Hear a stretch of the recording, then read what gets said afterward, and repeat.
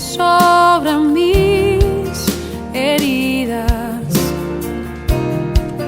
Es el agua en el desierto y el calor en el invierno. Tu palabra es la voz que me habla en la mañana. Es mi consejo cada día y en las pruebas quien me guía. Señor, trae bendición a la iglesia y todo eso te damos gracias, Padre amado, porque tú lo has hecho para glorificar tu santo nombre, Jesucristo. Padre, en esta hora vamos a estudiar tu palabra. Tu Espíritu Santo, Señor, que mora en nosotros, nos dé espíritu de sabiduría, de revelación en el conocimiento de Jesucristo.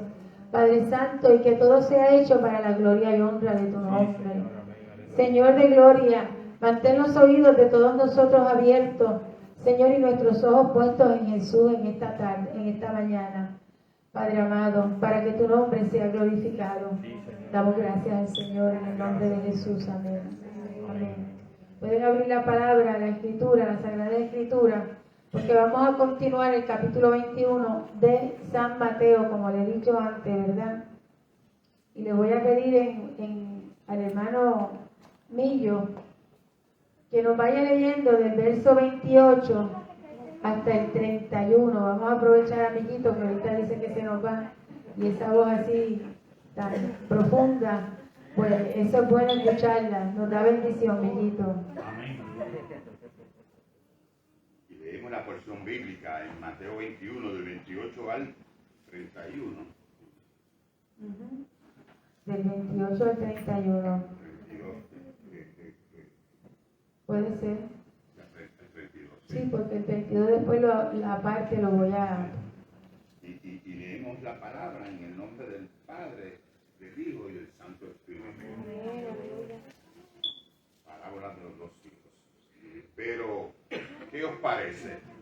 Un hombre tenía 2 hijos, y acercándose al primero le dijo: Hijo, ve hoy a trabajar en mi viña. Respondiendo él dijo: No quiero. Pero después, arrepentido, fue. Y acercándose al otro le dijo de la misma manera. Y respondiendo él dijo: Sí, Señor, voy. Y no fue. ¿Cuál de los dos hizo la voluntad de su padre? Dijeron ellos: el primero. Jesús les dijo: de cierto os digo que los publicanos y las rameras van delante de vosotros al reino de Dios. Porque vino a vosotros Juan en camino de justicia y no le creísteis. Pero los publicanos y las rameras le creyeron. Y vosotros, viendo esto, no os arrepentisteis después para creerle. Aleluya. Que el Señor añade bendición a nuestra vida por esta santa y bendita palabra. La palabra ya está bendecida. Amén. No es correcto orar que Dios bendiga la palabra. Nos bendiga a nosotros por esa santa y bendita palabra. Y recordamos, hermanos, que en este capítulo el Señor tenía un desafío muy grande con los principales sacerdotes y los ancianos del pueblo, porque se acercaban a Él mientras Él estaba enseñando y siempre le hacían preguntas sobre su autoridad, sobre por qué tú haces esto, por qué tú haces lo otro, ¿verdad? Entonces, en esta parábola, para ellos fue un terrible insulto, para los príncipes religiosos. Jesús los asemeja al otro hijo que dijo que trabajaría para su padre, pero no lo hizo. El Señor pone a los publicanos y a las rameras en un nivel más elevado que estos líderes religiosos. Esta parábola es aplicable para el día de hoy, amado. ¿Por qué? Porque muchos son miembros de las iglesias y son religiosos y creen que son cristianos. Recordemos que la religión nos salva. Es una íntima relación con el Señor. A través de Jesucristo, su Hijo amado, reconociendo el señorío de Jesucristo en nuestra vida, entonces que alcanzamos salvación. Amén. ¿Por qué digo el señorío de Jesucristo? Porque Jesús es el Señor. porque es el Señor, porque Él pagó el precio, Él es el dueño. Él fue el que nos redimió a nosotros de todo pecado. O sea, Él pagó todo lo que había que pagar para que usted y yo en esta hora pudiéramos estar aquí adorando y bendiciendo el nombre del Señor con gusto, con gozo. Porque si usted no hubiera hecho esa decisión que el Espíritu Santo estaba trabajando en su corazón y estaba ahí diciéndole, ve al frente, ve, recibe a Cristo como tu Salvador, pero si usted hubiera endurecido su corazón y usted hubiera dicho, no, yo no voy porque no me parece, después yo voy otro día, sabe Dios si no le llegaba, porque mire cómo hay muchos que se han ido y se han requedado y aún habiendo ido al Señor con su palabra y conocido al Rey de Reyes, Señor de Señores, ¿dónde están ahora?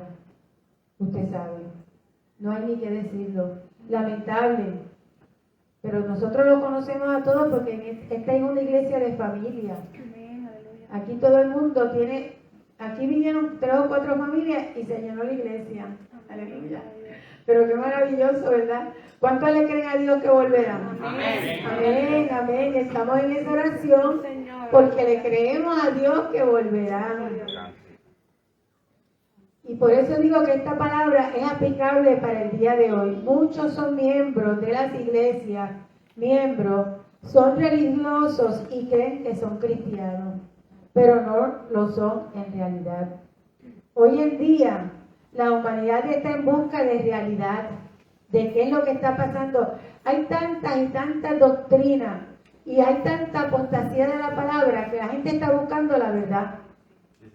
A veces se miran los periódicos y se van para Orozco porque, mire, nadie se ha acercado. Mire, usted dice que el Evangelio ha sido predicado. Sí, ha sido predicado por la radio, por la televisión, pero hay personas que todavía necesitan un toque personal de cada uno de nosotros. Así que hay gente que está buscando la realidad y desea tener algo en que se pueda apoyar en medio de estos días difíciles y oscuros, confusos y desesperados. Oh sí, hay mucha gente que está esperando que usted le toque y le diga, mire, el camino es Jesucristo. El único que te puede salvar de esta situación se llama Jesucristo. Y no le vaya con mucho rodeo. Es Jesucristo. ¡Aleluya! Ese es el nombre que es sobre todo nombre. Nombre que es sobre todo nombre, iglesia. Nombre que es sobre enfermedad, sobre toda situación difícil. Usted habla el nombre de Jesús y se tienen que ir los demonios. Se tienen que ir. Porque cuando usted invoca el nombre de Jesús, ahí está la gloria de Dios. Aleluya. Entonces, hermano querido, ya se me apagó esto. Santo, mi alma te alaba. Si todo lo que usted tiene es solamente una religión exterior, necesita entonces ser transformado por Jesucristo. No podemos venir a la iglesia simplemente por venir, iglesia, no. Si usted no ha recibido ese toque donde usted dice, ay, Jesucristo, yo necesito a Cristo en mi vida. ¿Cuánto lo dicen? Amén. Es que yo lo necesito, porque si yo no estuviese con el Señor, ¿usted sabe dónde estaría? Debajo de la tierra probablemente. Porque cuántas veces el carro mío no se ha visto un accidente. Hace tiempo ya de eso, ¿verdad? Pero he tenido accidentes fuertecitos, ¿sabes? Aquí mismo en la entrada nos dio un carro allí en frente de la estación de gasolina y nos llevó para el hospital. Pero Dios estaba con nosotros. Aleluya. Íbamos a ir a predicar el Evangelio, íbamos a buscar una Biblia que se le había quedado a Noemí ahí en Radio Redentor, cuando de momento ese dardo de fuego del maligno nos rompió la cabeza y la sangre y todo ese show. Pero aquí estamos. Aleluya. Así que si nosotros estamos viviendo una religión externa y no he tenido un encuentro personal con el Señor, tiene que buscarlo. Porque Cristo está aquí en medio de nosotros. Ah, que yo no lo siento, pues créalo. Siéntelo, porque esto es un evangelio de fe. Bienaventurados los que no le han visto y han creído en Él. Aleluya. ¿Cuántos alaban a Dios? Amén. Hay que vivir una transformación por Jesucristo. El apóstol Pablo, en su segunda carta a los Corintios, capítulo 5, verso 17, dice a la iglesia, de modo que si alguno está en Cristo, ¿hay alguno que esté en Cristo aquí? Amén. Aleluya. Nueva criatura es. Segunda de carta de los Corintios, capítulo 5, 17. Segunda de Corintios 5, 17. Aprendas eso de memoria. Y vaya esa palabra siempre. De modo que si alguno está en Cristo, nueva criatura es. Las cosas viejas pasaron. He aquí que todas son hechas nuevas. Las cosas viejas tienen que irse de nuestra vida. Tenemos que ser transformados. No podemos ser la misma persona que éramos antes, porque entonces no es una realidad lo que estamos viviendo. Que yo tengo carácter, todos tenemos carácter, pero nos sometemos al Señor y le oramos a Dios, y ahí está el Espíritu Santo, iglesia.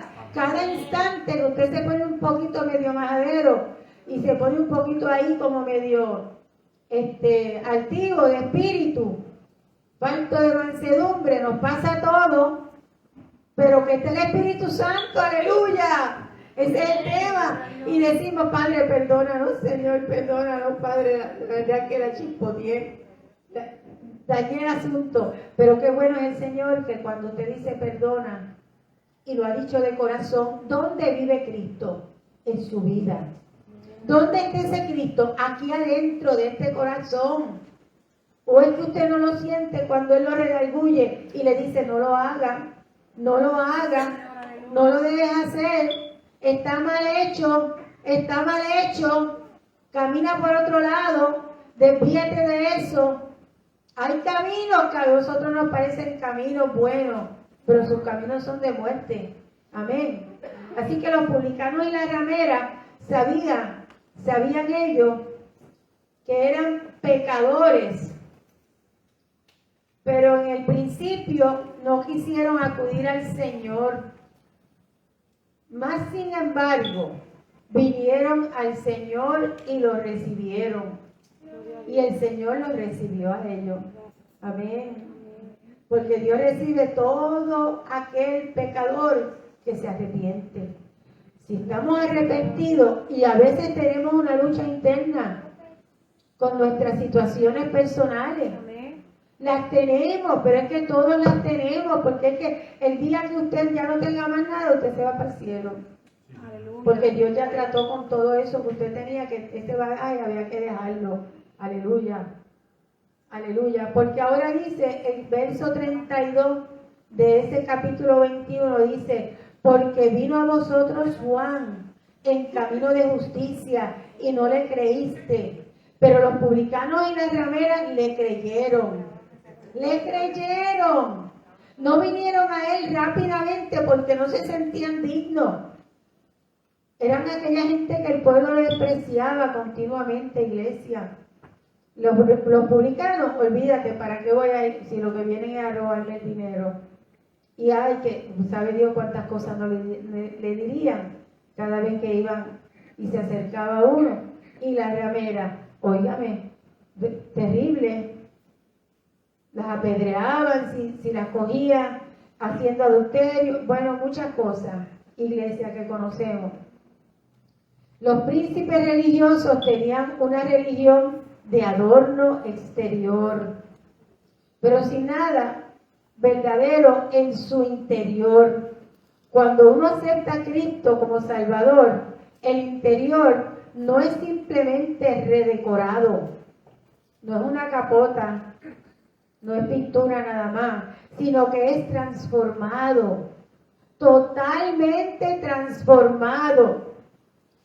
Nosotros tenemos que vivir en una transformación, que si se mentía, ya no se miente, que si se robaba, ya no se roba, que si se miraba con ojos carnales y uno tenía la mente en otra cosa muy fea, ya no las tiene. Los pensamientos malos pueden llegar, Pero usted los reprende o no los reprende. Claro que los reprendemos. Amén. Porque mientras estemos en esta carne es una carne pecaminosa. Hay una naturaleza pecaminosa que eso lo hemos aprendido aquí todos los domingos. Pero hay momentos que uno pues se le olvida, ¿verdad? Que esta naturaleza es una naturaleza pecaminosa. No justifica el hecho de que usted vive en pecado, porque el que practica el pecado y no se aparta, ¿de quién es? Es del diablo. Eso es lo que dice la Escritura. Está escrito así. Entonces usted no quiere ser del diablo, ni nadie tampoco lo condena, porque Jesucristo no lo condena y yo muchísimo menos, porque yo le amo igual que Cristo. Amén. Y puedo comprender las debilidades del corazón, porque para eso Dios nos ha hecho pastores y reyes y sacerdotes para Él, ustedes, todos nosotros. Amén. Y nos ha dado un corazón que podemos comprender, pero nosotros tenemos que verdaderamente, hermano, dar la talla. Buscar el reino de Dios y su justicia. Amén. Amén. Sí, mire, usted sabe cómo uno es transformado leyendo la palabra. Ahí es que usted se ve en el espíritu de la palabra, no en la letra. En el espíritu de la palabra, el Señor va a estar obrando en nosotros continuamente y nos vamos a arrepentir verdaderamente. El que no lee la Biblia no se arrepiente. Entonces se pone la capota de religioso. Y esa no es la iglesia de Jesucristo, porque Jesucristo no viene a buscar religioso. Jesucristo viene a buscar un pueblo que ha sido lavado con su sangre, transformado con su poder, vivificado con su espíritu. A su nombre. Ese es el pueblo de Dios. Aleluya. El Señor no había terminado todavía de hablar con esos hombres. Y antes de que ellos pudieran volverse a salir de nuevo, Jesús ya había comenzado a darle otra parábola. Y esta parábola es dada al final, es dada como una amonestación final a la nación de Israel. Léeme, amiguito, del 33 al 41. Y usted escuche bien lo que dice la palabra de Dios. Vaya leyéndola durito para que caiga aquí en el mensaje grabado. Los labradores malvados. Leemos en el nombre del Padre, del Hijo y del Santo Espíritu. Mateo 21, del 33 al 41. Al 41. Hoy otra parábola. Hubo un hombre, padre de familia, el cual plantó una viña, la cercó de vallado, cavó en ella un lagar, edificó una torre y la arrendó a unos labradores y se fue lejos. Y cuando se acercó el tiempo de los frutos, envió sus siervos a los labradores para que recibieran sus frutos. A los labradores, tomando a los siervos, a uno golpearon, a otro mataron y a otro apedrearon. Envió de nuevo otros siervos, más que los primeros, e hicieron con ellos de la misma manera. Finalmente les envió su hijo, diciendo: tendrán respeto a mi hijo.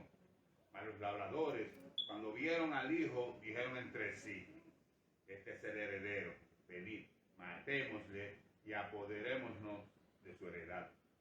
Y tomándole, le echaron fuera de la viña y le mataron.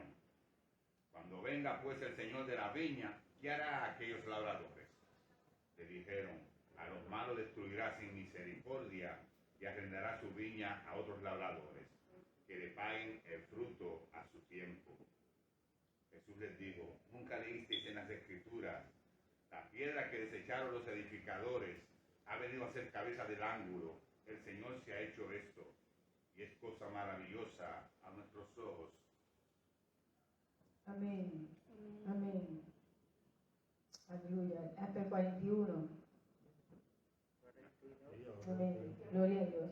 Amén, hermano. Como le dije anteriormente, esta parábola era una amonestación final a la nación de Israel.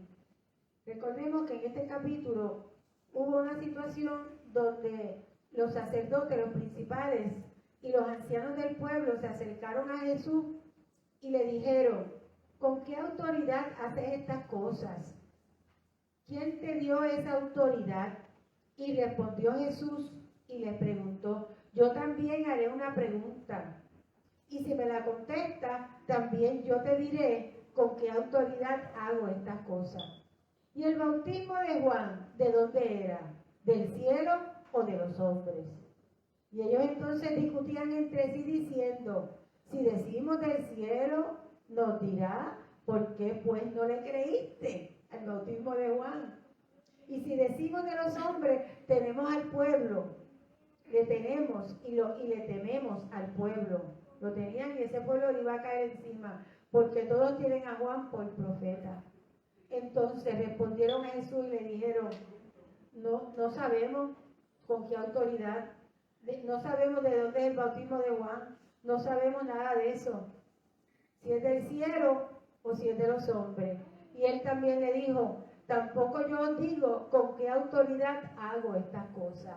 Así que esta parábola de los labradores malvados continúa contestando la pregunta en cuanto a la autoridad de Jesús al demostrar que él era el Hijo de Dios, el cual fue enviado del Padre. Aleluya. Los príncipes religiosos no pudieron escapar al significado de esta parábola. Aunque no se puede insistir en todos sus detalles, hay muchas analogías que se ven con toda claridad. El padre de familia, sin duda, representa a Dios el Padre. Su hijo es el Señor Jesucristo. Los labradores malvados representan a Israel. La muerte de Jesús a mano de estos hombres es una profecía de lo que iba a tener que pasar luego.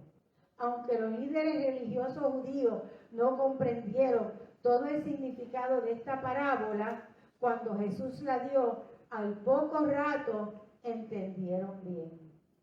Porque él iba a morir, iba camino a la muerte. Leamos ahora los versos 42 y 43 y dice: Jesús le dijo: ¿nunca leíste en las Escrituras la piedra que desecharon los edificadores? Ha venido a ser cabeza del ángulo. El Señor ha hecho esto y es cosa maravillosa a nuestros ojos. Por tanto os digo que el reino de Dios será quitado de vosotros y será dado a gente que produzca los frutos de él. Es interesante, hermano, notar que el Señor cambió la expresión el reino de los cielos por el reino de Dios. Hizo esto porque está preparándose para incluir a los gentiles. Amén. Y a los judíos que iban a venir luego, pero a los gentiles y cualquiera otro que quisiera venir a él en su reino. Explica con claridad el hecho de que quitará de Israel el reino y lo dará a una nación que produzca los frutos de ese reino. Aquella nación, ¿cuál es? La iglesia. ¿Cuál es la nación que va a producir frutos para el Señor? Para el reino de los cielos. La iglesia, aleluya. Y dice el verso 44, y el que cayere sobre esta piedra será quebrantado, y sobre quien ella cayere le desmenuzará. El Señor dirigió la atención de los príncipes religiosos del Antiguo Testamento para que vieran allí la analogía de la piedra en él mismo. En él mismo. Es el reino de Dios y no el reino de los cielos el que es quitado de Israel y dado a la iglesia. ¿Usted me entendió? Es el reino de Dios que es quitado de Israel porque ellos lo rechazaron. Aleluya. No el reino de los cielos, porque tenían la oportunidad de ir al reino de los cielos. Aleluya. Pero es quitado y es dado a la iglesia, a los gentiles. La única manera en que una persona puede entrar en la iglesia es aceptando a Jesucristo y su obra en la cruz. Es así de sencillo. Cuando usted va a predicarle a una persona, usted no tiene que ir con mucha teología. Mira, si tú aceptas a Cristo como tu Salvador y sabes que Cristo murió, porque este país está lleno de religiosos y el mundo entero, ¿y qué fue lo que celebraron la semana pasada? Por todo el mundo, menos los islámicos, vamos a decir allá. Pero hasta en la India, hasta por allá por Filipinas, hasta por cuánta tierra celebraron ese Viernes Santo de una manera tan increíble que hubo quienes se montaron en diferentes países las cruces, y las cruces eran tan y tan altas que chocaron con los cables eléctricos y se electrocutó uno, casi cayó de allí y tanta cosa. Pero hermano, el conocimiento de Jesucristo está en el aire. Lo que hay es que hacer simplemente que la convicción de pecado venga al corazón de los hombres. Aleluya. Y esta autoridad es dada a la iglesia para traer esta palabra con unción. Aleluya. La única manera, lo vuelvo a repetir, que una persona puede entrar en la iglesia y ser verdaderamente un cristiano, un creyente, es aceptando a Cristo y la obra de Él redentora en la cruz. Amén. Caer sobre la piedra es venir a Cristo hoy en día para recibir la salvación. Amén. Aquel que cayere sobre esta piedra será quebrantado. Aleluya. Y rechazar a Cristo equivale a esperar que la piedra caiga sobre uno más tarde en juicio, y sobre quien ella cayere le desmenuzará. No es lo mismo ser quebrantado, porque ¿cuántos no hemos sido quebrantados? Amén. ¿Ah? ¿Usted ha vivido quebranto? Sí, Señor. Y le han hecho esos quebrantos crecer. Amén. Y si no le han hecho crecer, usted tiene que buscar todavía que entonces, ¿qué pasa conmigo? Amén. Amén. Porque los quebrantos que son de Dios, que permite el Señor, que los permite, porque Él no le va a quebrantar a usted a menos que no le esté dando una corrección. Y ahí usted se siente, mire, más que quebrantado, porque ven acá, cuando el Padre corrige a uno y uno es un verdadero creyente, mire, le cae la cabeza al piso. ¿Es o no es? Le cae la cabeza al piso a uno y uno dice, Dios mío, Señor, perdóname. ¿Cómo es posible que yo haya tenido tales pensamientos o haya hecho esto o lo otro? ¿Es o no es? Sí, aleluya. Dios es bueno. Amén. Dios es bueno. Aleluya. Caer sobre esa piedra es venir a Cristo hoy día para recibir la salvación. Y rechazar a Cristo equivale a esperar que la piedra caiga sobre uno más tarde en juicio. En el juicio. Porque habrá un juicio. ¿Cuántos saben que habrá un juicio? Amén. Sí, Señor, habrá un juicio. Nosotros no vamos a ser juzgados en ese juicio que yo le hablo, porque nosotros somos la iglesia de Jesucristo. Y si usted mantiene su fidelidad al Señor, usted va a ser levantado. Si no es levantado con poder de lo alto en ese rapto, pues usted sabe que usted cuando tan pronto vea que todos desaparecimos, usted se va a arrepentir. Y dice la palabra que va a haber más salvo en el tiempo de la gran tribulación que en todos los tiempos de la era del mundo.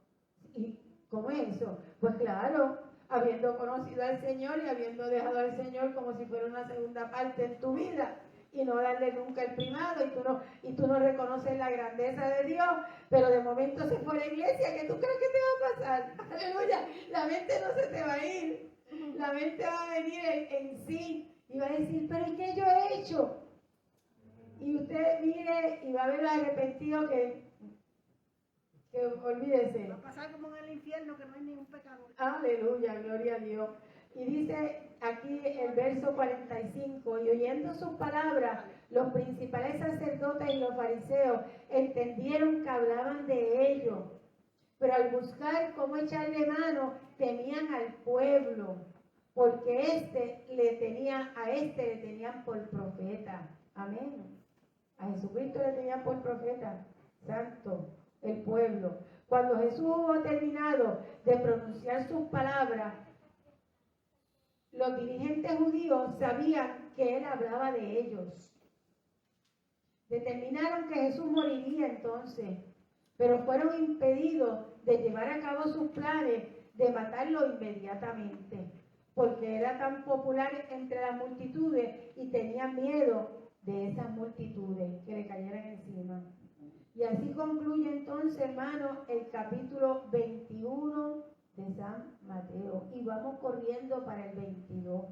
Aleluya. Entonces entramos ahora a considerar en este capítulo Jesús, yo siempre le doy un resumen del capítulo. Jesús da la parábola del banquete de boda para el hijo del rey. Ahorita la vamos a leer. Contesta también y hace callar a los herodianos y a los saduceos y a los fariseos, y vamos a hablar quiénes son esos. Este es un capítulo significativo porque marca el fin del choque verbal entre Jesús y los príncipes religiosos. La parábola del rey que hizo un banquete de boda es una continuación de la respuesta de Jesús a los principales sacerdotes y ancianos, respuesta que comenzó desde el capítulo 21 que acabamos de leer. La respuesta donde le piden autoridades. ¿De dónde tú sacaste esa autoridad para hablarnos así de esa manera? Y él le dijo, ¿y el bautismo de Juan? ¿De quién era? ¿Del cielo o de la tierra? El Señor se la sabía. Si ustedes me contestan esa, yo le contesto la otra. Pero como el Señor sabía lo que había en sus corazones. La parábola del rey que hizo un banquete de boda es una continuación de la respuesta de Jesús a los principales sacerdotes. Con la parábola de los dos hijos y del padre de casa que demanda el fruto de su viña. La parábola del banquete de boda en este capítulo es otra respuesta enfática a estos príncipes religiosos y revela que Dios extenderá a todo el mundo la invitación del Evangelio. A todo el mundo, amado. Usted no va a poder decir, Señor, a mí nadie me habló. Amén, aleluya. Yo no sé si alguien se atreviera, pero me imagino que a veces la soberbia sigue tan fuerte. Yo conocí de una persona que me cuenta esto, que era un cantante bien famoso, súper famoso en los tiempos de los 60, y luego su hermano, que era un hombre que era también reconocido porque tenía un antro en Santurce, que era algo de hombres nada más, un gay, algo así. Pues ese muchacho se convirtió al Señor. Rodríguez. Exacto. Él se convirtió al Señor y le predicó al hermano que se llamaba, ¿cómo era? Tito Rodríguez, exacto. Le predicó. Pero fue y le predicó, pero bien predicado. Y el otro le dijo, yo me voy para el infierno mejor. Yo para aceptar a Cristo mejor me voy para el infierno. A los pocos días se murió. Así que ya usted sabe, el pobre hombre, pues, lamentablemente. Pero su hermano le predicó. Y nosotros tenemos, y se convirtió al Señor. Y fue un hombre que predicó el Evangelio. No he sabido más nada de él, pero fue así. Pero revela que este Evangelio va a ser predicado a todo el mundo. Luego siguen las respuestas penetrantes de Jesús a tres grupos destacados de la nación judía en aquel entonces, que son los herodianos, los saduceos, los fariseos. Primeramente vamos a ver qué son los herodianos para entender este capítulo. Era un partido político que favorecía la casa de Herodes. Por eso le llamaban los herodianos. Acudían a aquella casa para buscar libertad del odioso yugo romano. Herodes era de su tribu y de su parte, y ellos buscaban ahí esa libertad del odioso yugo romano que lo acababa con ellos. Si Herodes los denunciaba por cualquier cosa, ¿cuál era la justicia? Los romanos. Era un partido estrictamente político, pero no religioso. En segundo lugar, los saduceos eran un partido enteramente religioso. Los saduceos correspondían al modernismo o liberal de nuestros días que se encuentra dentro de las iglesias organizadas. Era como decir, estas iglesias bien liberales. Rechazaban los milagros en la escritura del Antiguo Testamento. No aceptaban el hecho de que el Antiguo Testamento fue de la palabra inspirada por Dios. Eso eran los saduceos. Enteramente religiosos, pero completamente apóstatas. No aceptaban el hecho de que ese Antiguo Testamento era la palabra de Dios y rechazaban la existencia de los ángeles y las realidades y la realidad de la resurrección. Eso eran los saduceos. Ahora, vamos a ver ahora. Y en tercer lugar, los fariseos. ¿Han oído hablar de los fariseos, verdad? Estos eran, en cambio, un partido que era religioso y político. Acuérdense que toda esta gente quería influencia política y tener que bregar con aquellas autoridades. Eran políticos a su vez. Eran un partido religioso como un partido político. Resistían a los herodianos y a cualquier ayuda extranjera que se ofreciese para restaurar la comunidad de Israel. Les hubiera gustado haber visto restaurado el reino de David. Como partido religioso, resistían a los saduceos. Correspondían a lo que hoy son llamados los fundamentalistas. ¿Has oído esa palabra, verdad?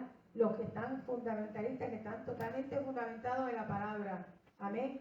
O sea, el grupo que hoy es un grupo conservador en cuanto a la teología, bien conservador en cuanto a la teología. Aceptaban la inspiración de las escrituras del Antiguo Testamento. Aceptaban la palabra, los milagros, la resurrección y los ángeles. Sin duda, era un grupo, el grupo mejor que podía haber en Israel.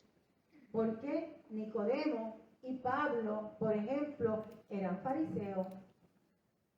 No eran cristianos, eran fariseos.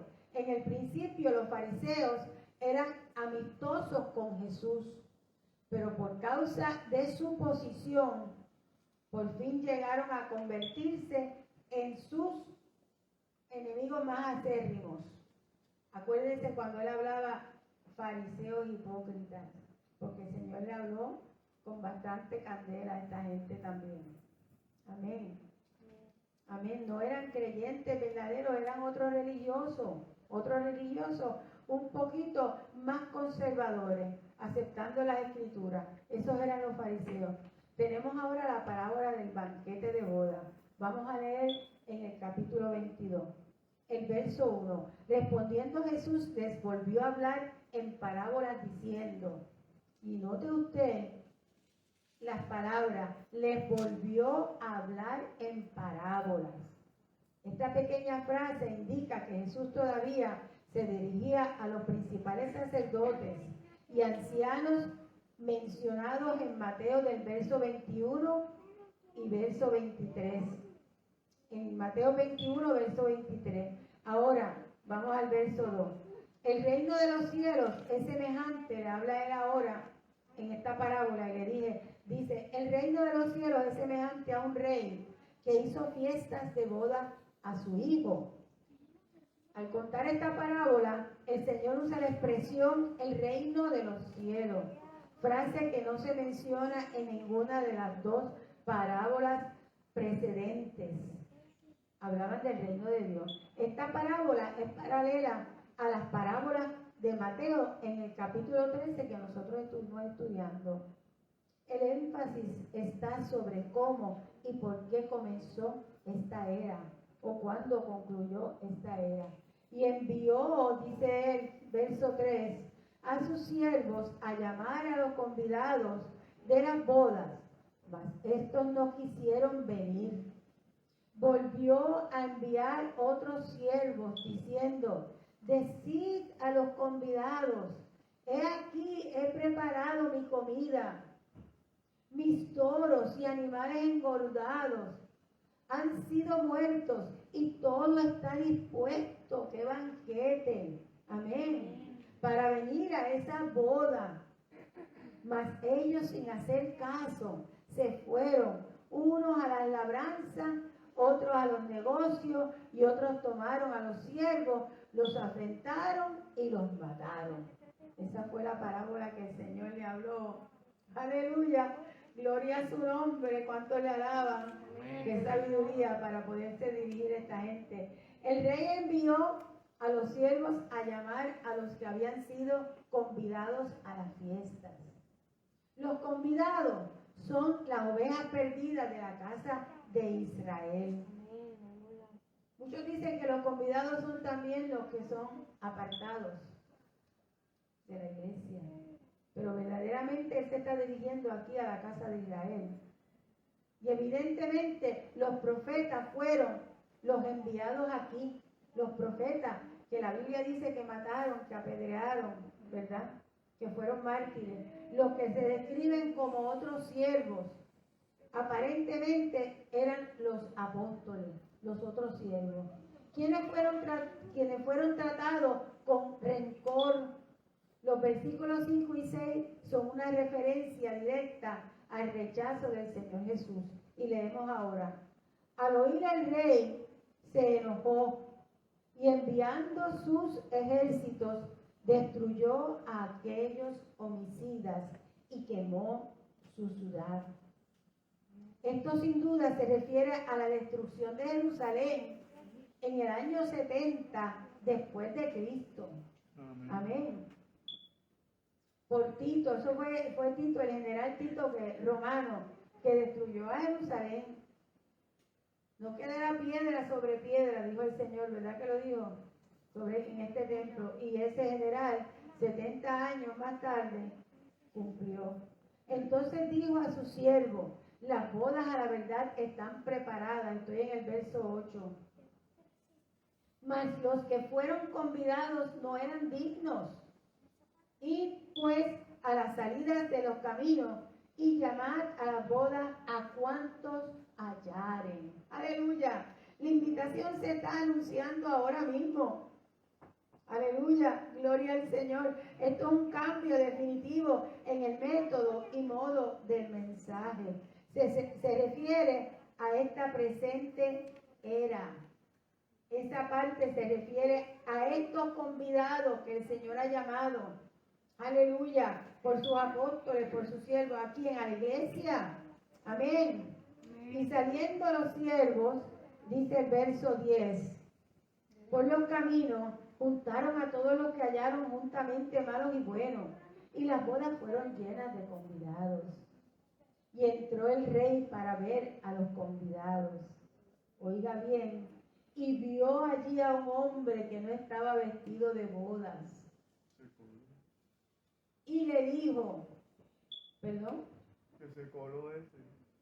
Oye bien, y le dijo, amigo, ¿cómo entraste aquí sin estar vestido de boda? No tenía sus vestimentas bien puestas. Usted sabe que a la boda hay que ir, ¿verdad? Usted no se va con el más sucio, ni con la camisa en chancleta, nada de eso así. Mas él enmudeció, dice la palabra, que ese hombre que el Señor le preguntó, ¿por qué has entrado sin estar vestido de boda? Enmudeció. Entonces el rey dijo a los que servían, atadle de pies y manos, echadle en las tinieblas de afuera, allí será el lloro y el crujir de dientes. Porque muchos son llamados y pocos escogidos. Gloria, gloria, clara está para nosotros esa parábola. Puesto que la invitación es para todos, existe el peligro de venir sin satisfacer las demandas o condiciones del rey. ¿Y cuáles son esas? El vestido de boda Oiga bien lo que dice aquí esta lección. El vestido de boda es la justicia de Cristo, porque somos justificados por la fe en Cristo Jesús. Ese vestido de boda es la justicia de Cristo, la cual es esencial para la salvación y es provista a todo aquel que cree. El apóstol Pablo lo explica en su carta, aleluya, a los romanos en el capítulo 3, versos 21 y 22. Dice el apóstol Pablo a los romanos, a la iglesia, pero ahora aparte de la ley, se ha manifestado la justicia de Dios, testificada por la ley, por los profetas, la justicia de Dios por medio de la fe en Jesucristo, para todos los que creen en Él, porque no hay diferencia. Aleluya, ¿cuántos se gozan? Para todos los que creemos en el Señor, estamos vestidos y revestidos de la justicia de Cristo. A su nombre. No se puede venir a la boda sin llevar el vestido de boda, hermano. Hay muchas personas que dicen que correrán, van a mejor a correr el riesgo ante Dios. Voy después. No, después yo voy. Ahora no. Ahora no quiero ser justificado. Ahora no quiero a Cristo. No estoy. Dígame, amada. Es que me perdí ahí. ¿Que te perdiste qué? Ajá. El Señor fue que le dijo atarlo y echarlo fuera. Exacto. En la boda dice claramente.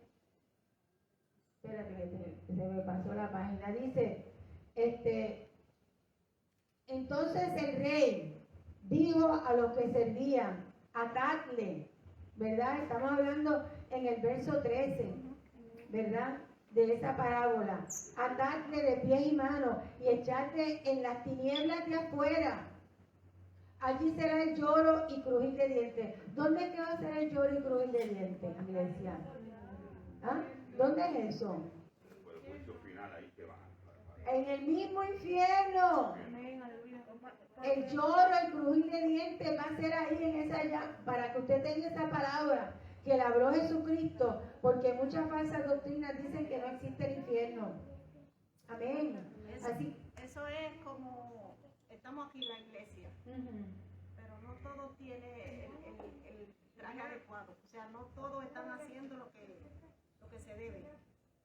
No todos han aceptado verdaderamente en su corazón, porque el que acepta a Cristo en su corazón cambia, porque es el Espíritu Santo que está ahí, y no hay forma de que el Espíritu Santo esté ahí y usted siga siendo la misma criatura en pecado, viviendo en pecado, haciendo lo malo y caminando como que mañana es otro día. Es como cuando él le dijo a Es imposible.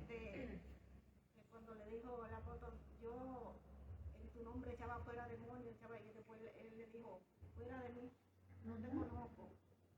Es algo más o menos semejante. Apartaos de mí, hacedores de maldad, le dijo el Señor. Yo nunca los conocí. Porque estaban haciendo la obra de Jesucristo en la carne. Y eso no es posible. Me parece que lo estaban haciendo para beneficio propio. Y para beneficio propio, pues en la carne. No lo estaban haciendo para Dios. Lo estaban haciendo para ellos mismos en la carne. No había Espíritu Santo verdaderamente. Y eso que mira, echaban fuera el demonio. Y se sanaban los enfermos. Porque Dios es misericordioso.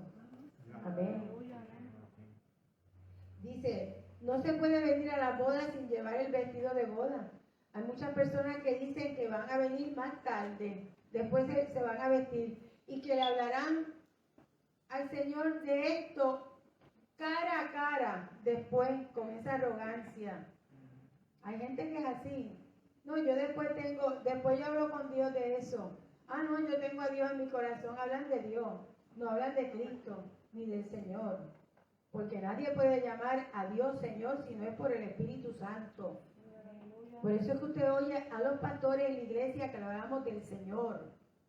Es Dios, pero es el Señor. Es dueño y rey y Señor. A su nombre. Gloria. En esta parábola, el hombre sin vestido de boda quedó sin palabras ante el rey. Hermano querido, de usted depende de usted. Está ahí puesto, pero yo quiero seguir a Cristo o yo quiero seguir una religión. Si yo quiero seguir a Cristo, la justicia de Dios es mi vestido y es mi transformación. La invitación ha sido extendida a todos, pero tendrá usted que venir de acuerdo con las condiciones que el rey ha fijado. Oiga bien, no se viene como uno quiere venir. Amén. Amén. Eso es como si usted dijera, yo voy para la iglesia en traje de baño. Señor, aleluya. Y de los que se usan ahora, que no son nada. ¡Qué horror! ¡Qué horror que usted vea viniendo por ahí! Eso no quiero tener esa película en mi mente, porque me da ganas hasta de reír. ¡Qué horror! ¡Qué horror! Ahora veamos la respuesta de Jesús a los herodianos. Los enemigos de Jesús lanzan ahora su furioso ataque final contra el Señor. Los herodianos fueron los primeros en llegar. Eran un partido únicamente político y favorecían la casa de Herodes. Acudían a los de aquella casa buscando liberación del yugo romano. Al parecer fueron usados por los fariseos, quienes les habían sugerido lo que debían decir. Ahora, es muy posible que muchos de los fariseos también fueran medio herodianos también. Porque acuérdense que eran fariseos hipócritas, les dijo el Señor. Habíamos dicho que eran de lo mejor, que Pablo, antes de ser Pablo, cuando era Saulo, era fariseo. Y también Nicodemo, ¿verdad? Y cuantos otros. En este caso, cuando los herodianos vinieron a Jesús, fue con el problema particular de ellos con respecto a dar tributo a César. Y vamos a leer el verso 15 y 16. Entonces se fueron los fariseos y consultaron cómo sorprender en alguna palabra al Señor. Y le enviaron los discípulos de ellos, oiga lo que le acabo de explicar, le enviaron los discípulos de los herodianos, diciendo, Maestro, sabemos que eres amante de la verdad y que enseñas con verdad el camino de Dios y que no te cuidas de nadie, porque no miras la apariencia de los hombres. Los fariseos se pusieron de acuerdo con los herodianos sobre la política que iban a utilizar y las cuestiones políticas con el Señor. Dinos pues, le dicen en el verso 17, ¿qué te parece? ¿Es lícito dar tributo a César o no? ¿Es lícito dar tributo a César? ¿Es lícito pagar las contribuciones? ¿La planilla o no? Alaba. Dinos pues, ¿qué te parece? Le dijo. Esta era una pregunta maliciosa. Si el Señor decía que no, sería considerado un traidor a Roma. Si decía que sí, entonces no podía ser su verdadero Mesías. Así que pensaban que le habían puesto entre la espada y la pared, pero el Señor supo responderle. Versos 18, 19, 20, 21 y 22, léelo, amiguito. Hasta el 22. Esté atento a la palabra, hermano. Leemos en el nombre del Padre, del Hijo y del Santo Espíritu. 18, 19. Sí, 18, 19, 20, 21, 22. Pero Jesús, conociendo la malicia de ellos, les dijo, ¿por qué me tentáis, hipócritas? Mostradme la moneda del tributo. Y ellos le presentaron un denario. Entonces les dijo, ¿de quién es esa imagen y la inscripción? Le dijeron, de César. Y les dijo, dad pues a César lo que es de César y a Dios lo que es de Dios. Oyendo esto, se maravillaron y dejándole, se fueron. Jesús le denuncia y los llama hipócritas, pero también contestó su pregunta. hizo que ellos mismos supieran, ¿verdad?, el dinero para la elección objetiva, porque sin duda se la iba a dar. Él mismo no tenía dinero propio. El dinero que les mostraron era la moneda de curso legal del gobierno romano, una moneda romana. Su contestación fue muy asombrosa, porque les dijo a los herodianos que ellos le debían algo a César. Claro que sí. Y él, y también él, debían dar tributo a César porque usaban el dinero romano, caminaban en los caminos romanos que ellos habían arreglado, ¿verdad? Eso es como decir que usted usa el dólar, camina por las carreteras de Puerto Rico que ahora pues están todas asfaltadas, entre comillas. Una quedó. Pero están mejor, no podemos ser así. Están usando las escuelas públicas, ¿verdad? Entonces, si estamos haciendo eso, ¿debían pagar el tributo o no? Porque usaban el dinero romano, caminaban por los caminos romanos, gozaban de por lo menos una cierta medida de paz, ¿verdad? Porque ellos lo protegían. Por eso debían dar a César lo que era de César. Pero les dijo también que tenían una responsabilidad para con Dios, de dar las cosas que eran de Dios a Dios. Dar César lo que es de César y a Dios lo que es de Dios. Aunque debían algo a César, eso no eliminaba su obligación y responsabilidad para con Dios. Al escuchar entonces esta contestación del Señor a su maliciosa pregunta, los herodianos le dijeron y le dejaron de momento y siguieron otro camino. Y aquí vamos a detenernos en esta hora para luego continuar estudiando la palabra en el momento en que tengamos esa oportunidad. Hemos leído una buena porción bíblica para poder entender las Escrituras. Usted tiene que escudriñarlas, amado.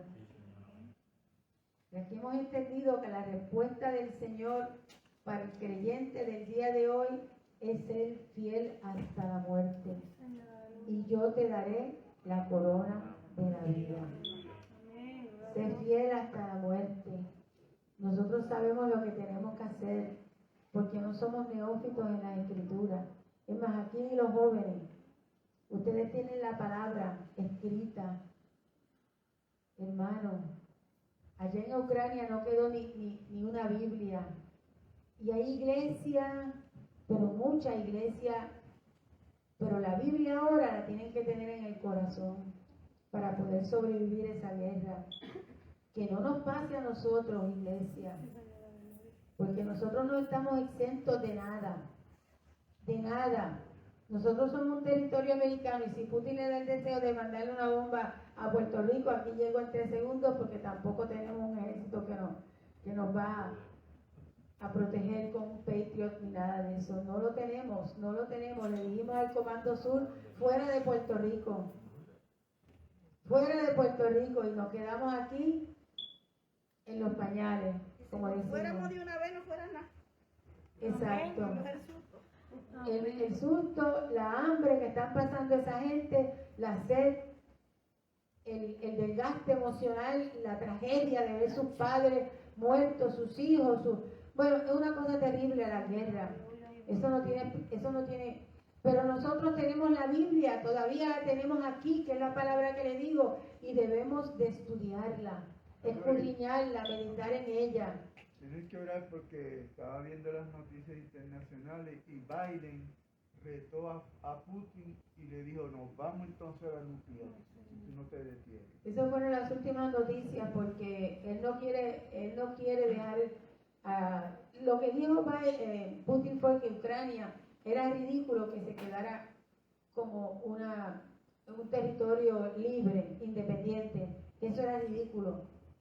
Que él iba para el Donbass y también iba al Donbass, son los países del este, que se supone que él pues ha más bien neutralizado, los ha acabado, ahí no queda nada, iglesia, nada.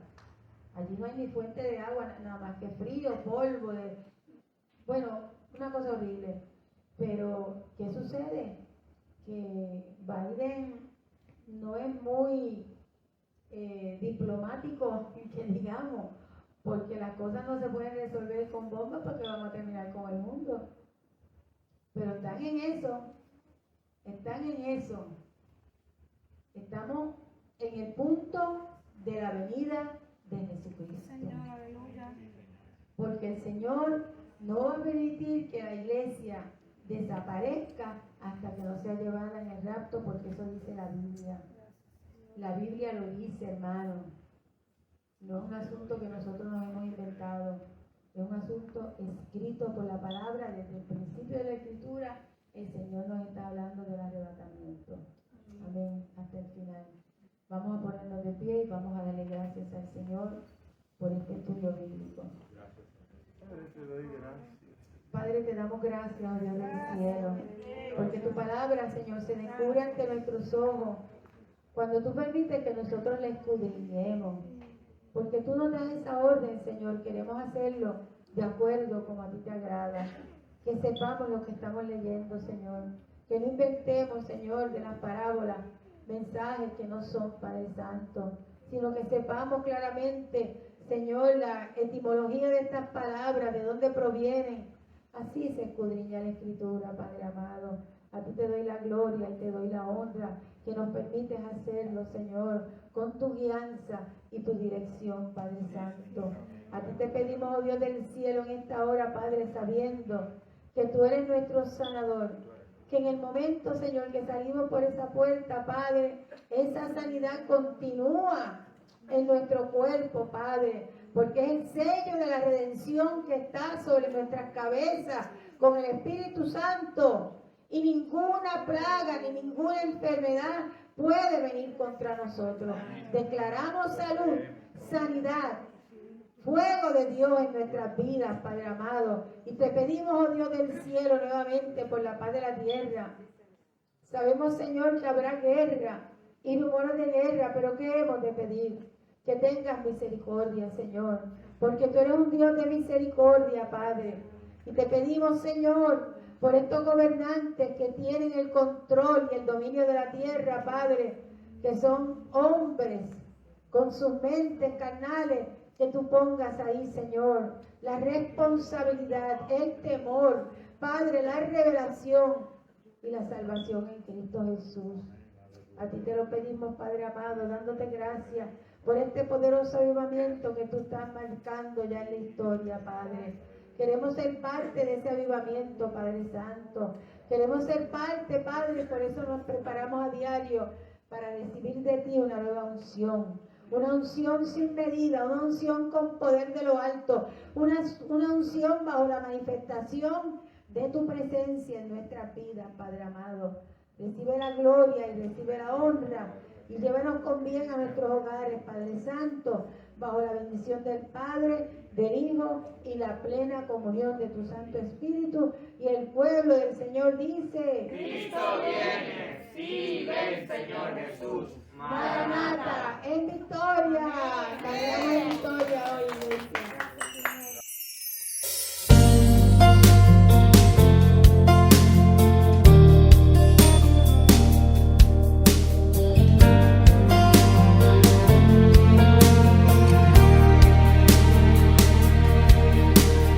Tu palabra es como aceite sobre mis heridas, es el agua en el desierto y el calor en el invierno. Tu palabra es la voz que me habla en la mañana, es mi consejo cada día y en las pruebas quien me guía.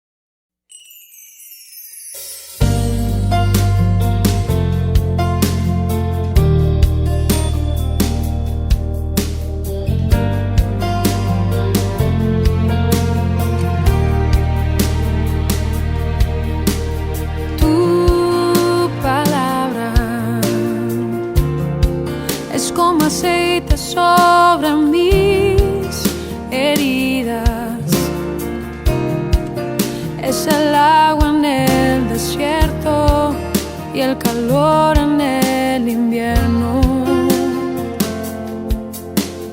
Tu palabra es la voz que me habla en la mañana. Es mi consejo cada día y en las pruebas quien me guía.